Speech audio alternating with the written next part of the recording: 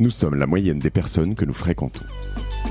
Avec Génération Do It Yourself, je vous propose de rencontrer ensemble des entrepreneurs, sportifs ou artistes qui vont littéralement faire exploser notre moyenne.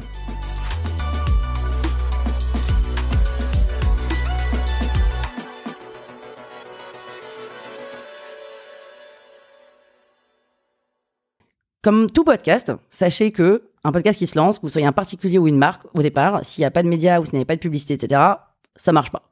Oula. Il y a les amis qui écoutent et 20 encore... personnes par jour. 20 personnes par jour. Et Vous, déjà, t'es sur content. Spotify, Deezer et Apple, c'est 3 personnes différentes et en fait, c'est vous. Ok, donc moi, j'ai fait ça pendant 3 mois. Je fais 2 épisodes de l'arnaque par semaine. Je bosse comme une tarée parce que j'écris tout et je fais genre, c'est pas écrit, c'est lu, improvisé, etc. Donc, il y a un peu de boulot. Oh putain, je crois que je sais ce que tu vas raconter. Et, Ah oui. et tu sais que... Tu l'as raconté déjà ? Non, Ah non, non. non, je l'ai pas raconté, mais en fait, du coup, je peux plus te le reprendre, mais je l'ai fait aussi, en fait. Ah oui, mais c'est moi à la première. Non, non, mais Mathieu. tu l'as raconté, moi, j'ai jamais osé le raconter. Mais je crois que je sais. Vas-y. Donc ça ne marche pas. Pendant 3 mois, j'ai 400 écoutes au total, tu vois, c'est pas génial. Et un jour, je suis déprimée, je fais que ça de ma journée, je suis au chômage et je fais que des podcasts. Voilà. Je suis déprimée, je suis à Opéra, j'ai envie d'écouter de la musique, j'ai pas mes écouteurs, je vais donc à l'Apple Store d'Opéra pour acheter une énième paire d'écouteurs. Et puis là, j'arrive à Opéra, je me dis, ah tiens, trop marrant, il y a des iPhones en démonstration. Je vais voir s'il y a mon podcast dans l'application Apple Podcast sur les iPhones. C'est toujours rigolo quand t'as ton podcast de voir ta vignette. Et donc, je vais sur l'iPhone. Il y a bien l'application Apple Podcast, il y a bien ma vignette l'arnaque avec la petite fille qui plonge, la petite nana qui plonge là sur la vignette. Et là, je me dis, mais tiens. Et là, je me mets à m'abonner à ma chaîne sur l'iPhone, à mettre des commentaires et à liker. Et je fais ça avec tous les épisodes. Donc, je télécharge tous les épisodes pour que ça fasse des écoutes. Et je fais ça avec tous les iPhones en démonstration d'Opéra. Ça marchait aussi sur les iPads, tu sais. Oui. Ouais, mais j'en avais déjà beaucoup d'iPhone à faire. Et après, j'ai enchaîné avec tous les Apple Store de Paris. Ah oui. Donc Et moi, après- je me suis limité aux aux iPads Champs-Élysées. de- Aux Champs-Élysées, tu vois, c'est vrai. Et là, alors, à part pour un ego boost, ça n'a aucun intérêt parce que c'est des écoutes qui sont... Enfin, tu vois, ça... Mais en fait, à ce moment-là, je découvre que ça fait monter l'algorithme d'Apple et je me retrouve en top 10, sûrement devant Mathieu Stéphanie. truc de Probablement. fou. Mais non pas parce que j'ai plus d'écoute, mais parce que d'un coup, il y a un jump par rapport à ma moyenne d'écoute. Exactement. Et donc, je me retrouve top 3 des podcasts France, voilà. Ce qui fait que 3 jours plus tard, donc on est en 2018, à l'époque, les bannières ont recommandé sur Apple Podcast, il fallait appeler le mec il n'y avait pas d'équipe France chez Apple Podcast, donc le mec était à LA, machin et tout. Et il m'envoie un message en disant bonjour Pénélope, comme ça, out of the blue, est-ce que tu peux nous faire une bannière au format XX? Je comprends pas pourquoi, j'envoie une bannière et 3 semaines plus tard, je me réveille un matin, normalement j'ai 70 écoutes le matin, tu vois, et j'étais là, ouais, 70, et là je me réveille, j'ai 1500 écoutes à 7h du mat. Et donc je tape Pénélope Boeuf dans Google, il y a rien qui se passe et tout.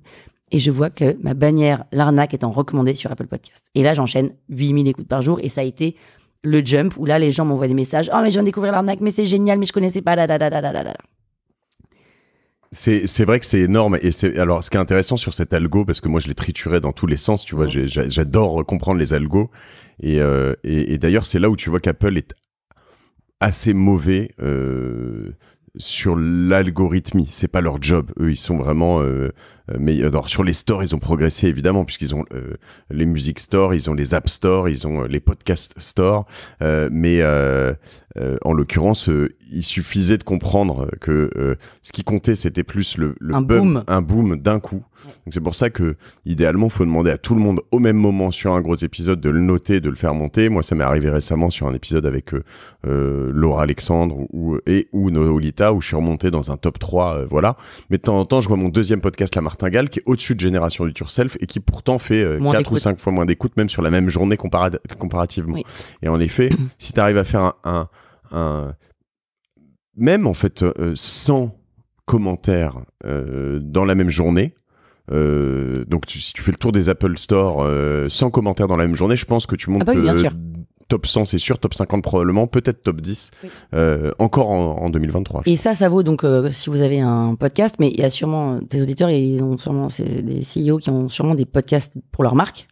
Et en fait, quand tu lances un podcast de marque, c'est hyper important, ce moment où tu lances ton podcast de marque. C'est le même système, en fait. C'est Ça sert à rien de diffuser une bande-annonce que tout le monde ait de l'écouter et puis 3 jours après, tu sors ton premier épisode. Non, tu sors une bande-annonce très bien. Toi, c'est sous radar. Personne ne doit l'écouter parce que le jour du vrai lancement avec ton premier épisode, là, il faut vraiment fédérer toute ta communauté, des réseaux sociaux, enfin, tes newsletters, tes collaborateurs, tout le monde, pour que tout le monde écoute au même moment, que tout le monde mette des commentaires. Et à ce moment-là, ton podcast de marque va exploser. Et en fait, un podcast, alors oui et non, mais ça se joue vraiment dans les premiers jours.